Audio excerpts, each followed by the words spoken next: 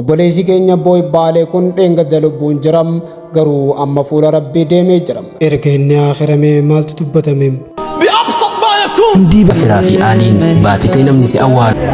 Jiruu duniyaa gabaabduu wal zolloomuu wal miidhuu haa dhiisnu. Innaa lillaahi wa innaa ilayhi raaji'uun. Innaa lillaahi wa innaa ilayhi raaji'uun. Yaa Allah.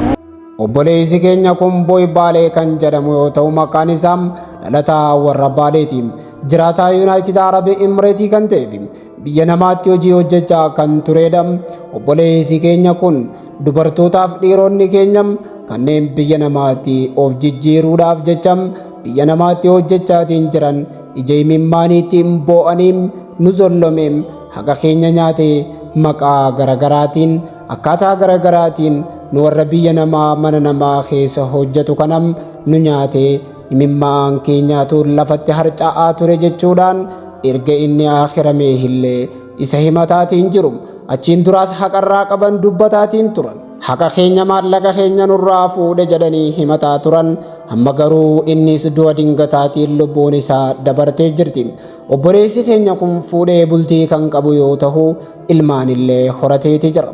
Amma ilmaanii fi haadha manaa isaas dhiisee gara ganda akhiraa biraa deemeeti jira. Rabbiin subhaanahu wa ta'aalaa guyyaa qaaxaroof beellamni gahe booda naman aansu akkasumatti kunoo har'a inni du'a dingataatiin gara fuula rabbii deemee jiram. Subhaanallah, hojii rabbii jechuudhaan namoonni hedduun erga inni akhiramee dubbataatiin jiru.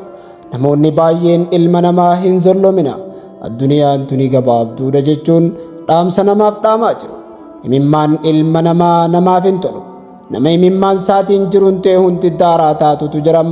Rabbiin obboleessa keenyaaf rahmata haa godhu jenna. Maatiin isaa haqa namaa ka isarra jiru san namoota haqa isaanii irraa qaban saniif kaffaluun akka isarraa deynii sana kaffalan dhaamnaaf. Yoo kaffaluu dadhaban warra haqni jalaa nyaatame saniin nuti humna hin qabnu, Rabbiin humna qabu kan hundaa oliin dilii keessan dhiifama isiniif haa godhu dhiifama godhaaf jechuudhaan akka gaafatan.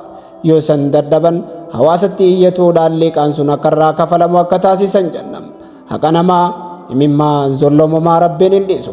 Ergamaan Rabbii sallallahu alayhi wa sallam du'aa'ii miidhamaa fi Rabbiin jidduutiin satrii yookiin hijaabni girdoon hin jiru jedhan.